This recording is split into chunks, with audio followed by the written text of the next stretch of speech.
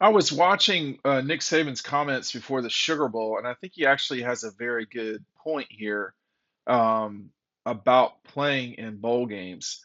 And just before I even get started, I'm not one of these hard asses that thinks that college football has been ruined lately because guys don't play in bowl games or, whatever you want to call it. I think it is a situational thing. But here's what Nick had to say about playing in bowl games.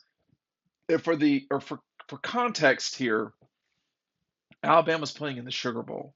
Now, they don't always play in the Sugar Bowl, and the Sugar Bowl is a big deal. Sorry if that bothers people out there. No, I'm not sorry. There's no reason to even say that. It's a big deal game, period.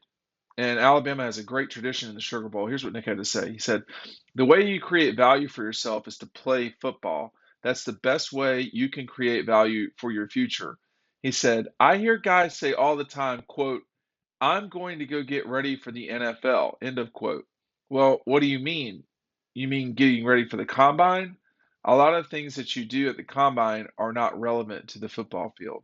Well, a few points here. First of all, of course, it is in Nick's best interest for players to continue to play uh, for Alabama or Kirby for Georgia, whoever, uh, Jimbo Fisher at A&M if they were playing in a bowl game, right?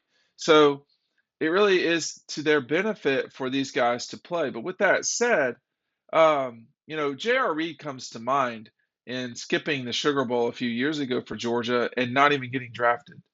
Um, you know, when you think about guys like Devontae Wyatt coming back and playing all those games, and obviously he was playing for a championship, but I don't know. I mean, Azeez Ojulari is a great example, actually, of playing in the Peach Bowl and probably enhancing his draft stock. And we've seen what Aziz has done since for the New York Giants. Um, I understand that there are situations where guys should not play. You saw what happened. I think it was with Matt Corral at the Sugar Bowl. A lot of Sugar Bowl mentions here, but you saw what happened with Matt Corral. That's our friends at the Sugar Bowl. They understand. By the way, that is the best bowl game to go to as a person that does what we do for a living. But um, I should really move this over so the people at the Sugar Bowl get more love. There you go. We got our Charlie Brown tree in the way. Some more love. Anyway, look, if you are, I'm trying to think of a great example right now on Georgia's team. Well, certainly Jalen Carter. I mean, I think if Jalen Carter, I think if we were talking about Georgia playing in the Cotton Bowl right now against USC, for instance, what is the value for Jalen Carter playing in that game? I mean, Jalen Carter's already been hurt. He has, worked to come back from that and dominated college football games that he's played in since. Would it make sense for Jalen Carter to play in that game? I'll tell you why he should in a moment. Hey, obviously we are basically running out of time. I have three dog instructions left in possession. The place that you can go to get them. So if you want one of those three, hit the link down below. Red Zone in Athens will have about 20 of them tomorrow morning, Wednesday morning. So go pick it up in Athens. It's an awesome stocking stuffer. I know most of y'all are much like my in-laws, and specifically my wife, are protagonists, um, delayers, I guess you could say. Um, and are not very good at getting things done. If you're waiting for your last minute gifts, that's an awesome place to go to. They are good friends of Dog Post, generally speaking, not of the show, but of everything we do. They do not pay us, so this is just me saying it. So make sure you go to Red Zone on Clayton. And Scott and Minnie will help. They have a great staff as well. You can pick up Dog Instruction there tomorrow, and there's one left today. But anyway, I think if you're not procrastinating, um, the word I was trying to say procrastinating. I kept thinking protagonist. But anyway, my Coker College education coming out there.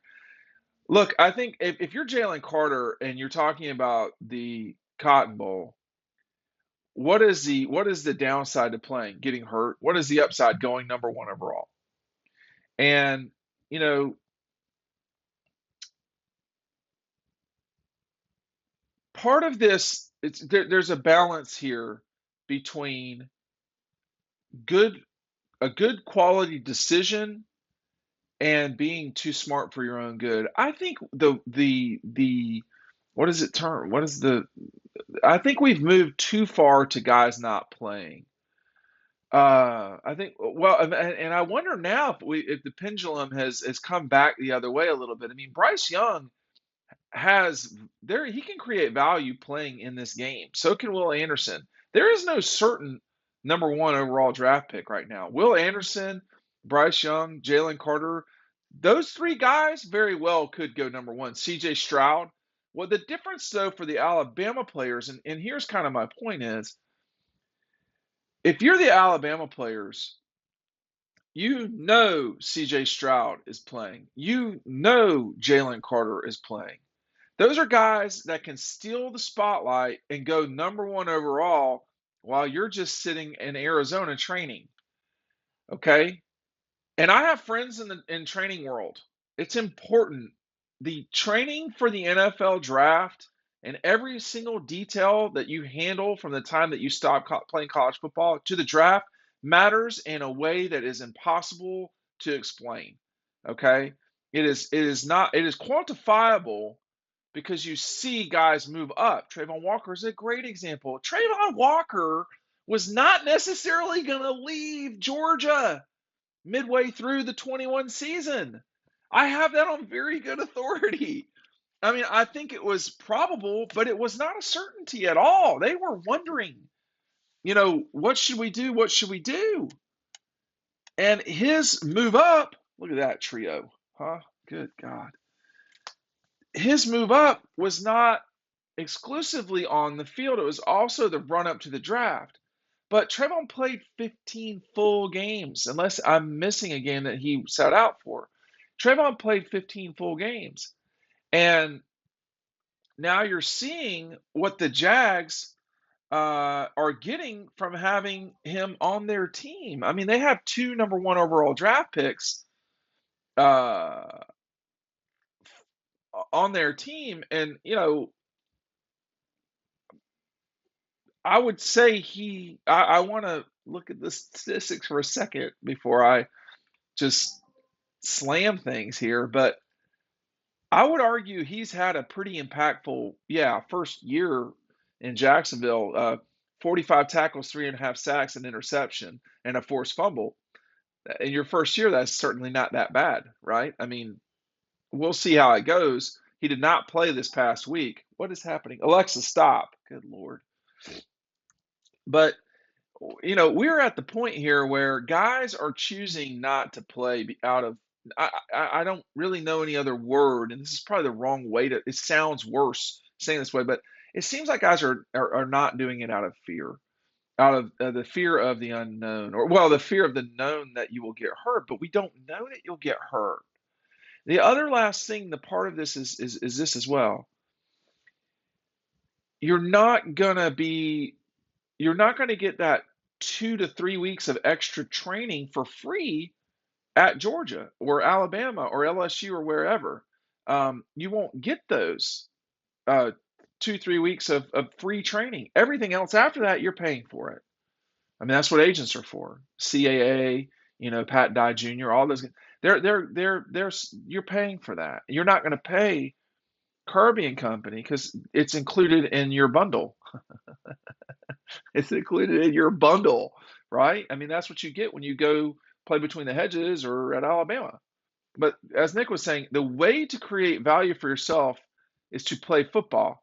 Now, again, I don't benefit from Will Anderson or Bryce Young playing football. Nick does. But I do think that he's right, generally speaking. I have to say, I think there are fewer and fewer scenarios where guys should just sit.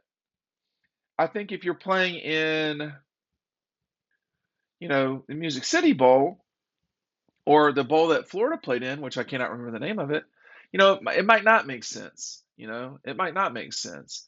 But um, if Nick Chubb's good enough to play in the Belk Bowl, then why aren't or and the Liberty Bowl? Like the Liberty Bowl would have been Nick's last game at Georgia had he left. Of course, he made clear that he was not leaving before the Liberty Bowl, but I think the pendulum went a little far. Um, Guys need to play. I mean, you're there to play, and I'm saying that with the acknowledgement that in some scenarios it makes sense not to play. You got some guys at Ohio State, they're hurt, and they're going to go pro. So, that's their plan. But um, I think the other thing that the NFL folks will say is on the injury front is if they know you're not really that banged up and you don't play, that's kind of a knock against you. The NFL will use any reason or excuse to knock you down to size. And I think that that's one thing to keep in mind as well. But I think Nick is right. Nick Saban is almost always right, I would say, generally speaking. And in this case, I think we've seen the pendulum swing one way. It feels like it's coming back because Anderson and Young playing for Alabama, that changes the arithmetic for folks moving forward. Thanks for watching.